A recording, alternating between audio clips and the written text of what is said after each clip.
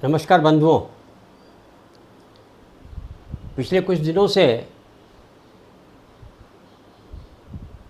मेरे पास कई समस्याएं, कई प्रश्न उपस्थित हुए हैं।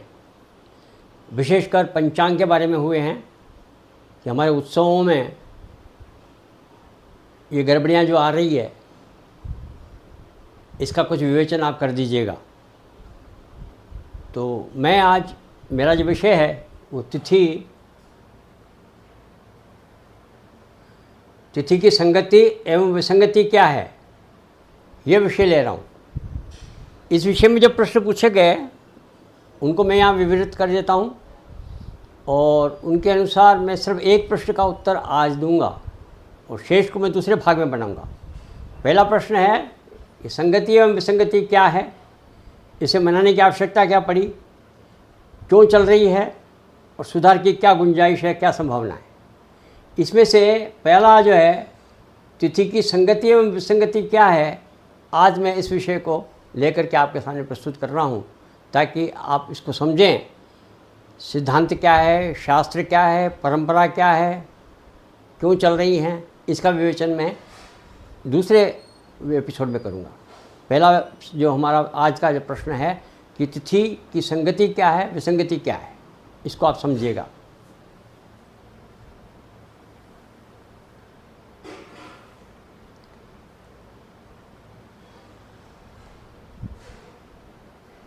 यहाँ मैं तिथि की संगति और विसंगति समझा रहा हूँ।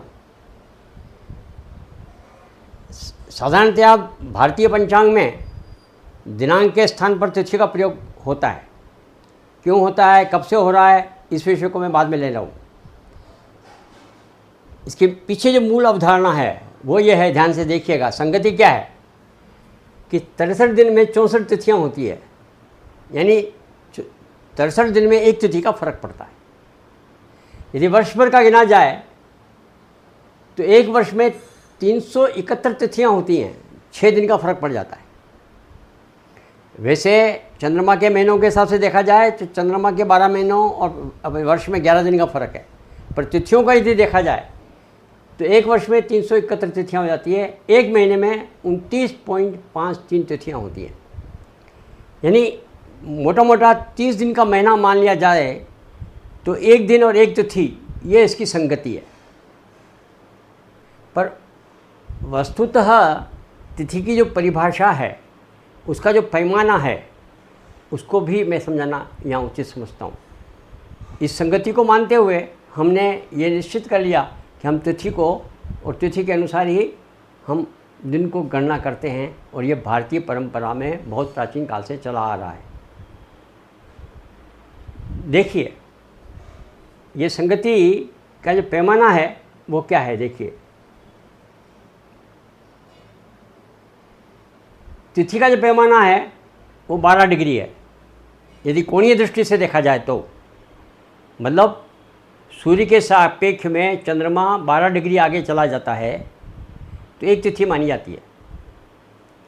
इस हिसाब से 360 डिग्री में 30 तिथियाँ हो गई।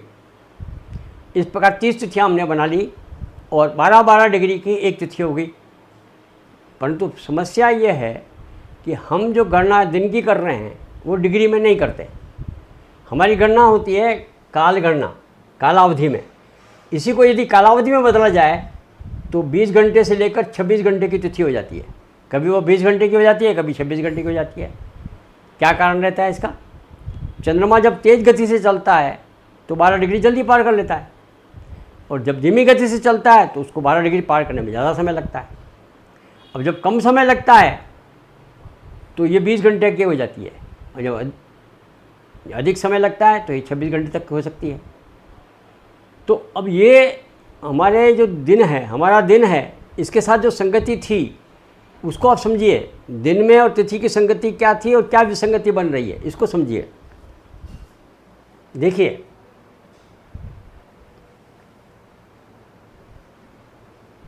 दिन मैंने यहाँ बता रखा है, दिन 24 घंटे का होता है, लेकिन तिथि परिवर्तनशील है।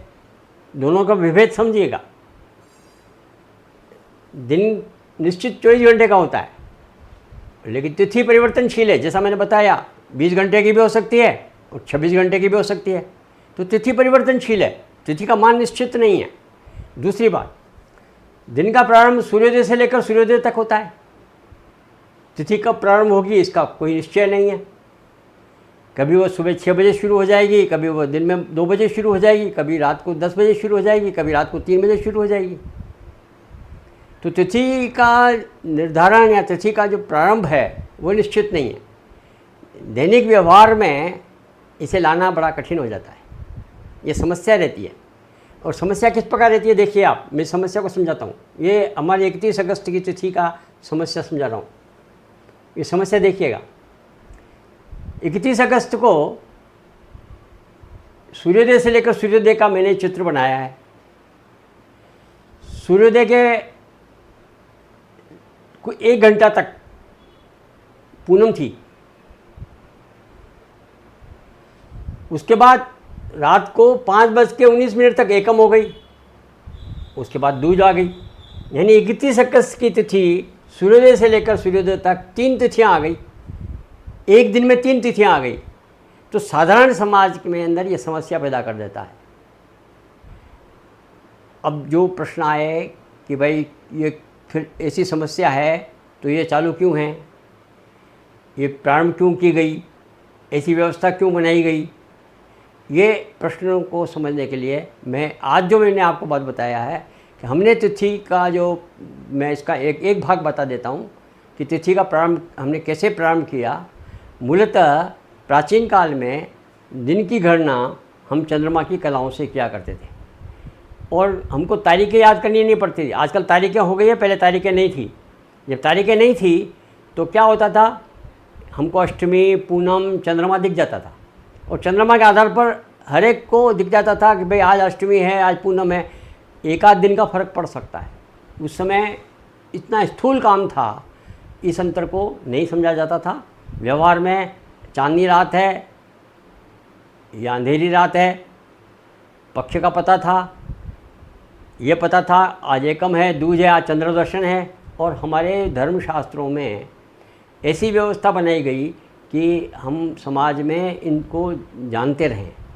तो तीज मनाते हैं, तीज त्यौहार मनाते हैं, तीज मनाते हैं, चतुर्थी मनाते हैं, संकट चतुर्थी मनाते हैं, फिर अष्टमी की दुर्गा पूजा करते हैं, सप्तमी की शीतला सप्तम करते हैं, फिर हम एकादशी मनाते हैं, उसमें व्रत मनाते हैं और उसके बाद पूनम का व्रत करते हैं। इस प्रकार से हमने सारे महीने में अलग अलग तिथियों के अलग अलग उत्सव मनाते हुए इन तिथियों को याद करने का तरीका बनाया था। उसके आधार पर ये बनी थी। इसका और विश्लेषण मैं अगले में करूँगा। मैं आपको ये बताना चाह रहा हूँ कि हमारी जो विसंगति है, अब विसंगति आज तक चल रही है, इसमें सुधार होने की संभावना है अथवा नहीं है, इसको समझना हम सबका कर्तव्य है। ज्योतिष हरीश चैनल के माध्यम से मैं ज्योतिष की हर समस्या का समाधान, उसका विश्लेषण आपके सामने प्रस्तुत करता हूँ। आपसे अपेक्षा करता हूँ कि आपसे सब्सक्राइब करिएगा, आपकी जिज्ञासा मुझे भेजिएगा, ताकि मैं अलग अलग विषयों को आपके स्तर पर समझाते हुए इसको मैं स्पष्ट कर पाऊँ। आप सबका मुझे सहयोग मिल रहा है, इसके लिए आप सबका धन्यवाद। मैं पुनश्च आपको नमस्कार करता हूँ, धन्यवाद करता हूँ। आपको निवेदन करता हूँ कि आप ज्योतिष हरीश चैनल को सब्सक्राइब करिएगा, करवाइएगा तथा अपने सुझाव अवश्य भेजिएगा। आपके सुझाव मेरे लिए बहुमूल्य होंगे, आपके जिज्ञासाएं भी मेरे लिए बहुत बहुमूल्य होगी। आप सबको नमस्कार, धन्यवाद।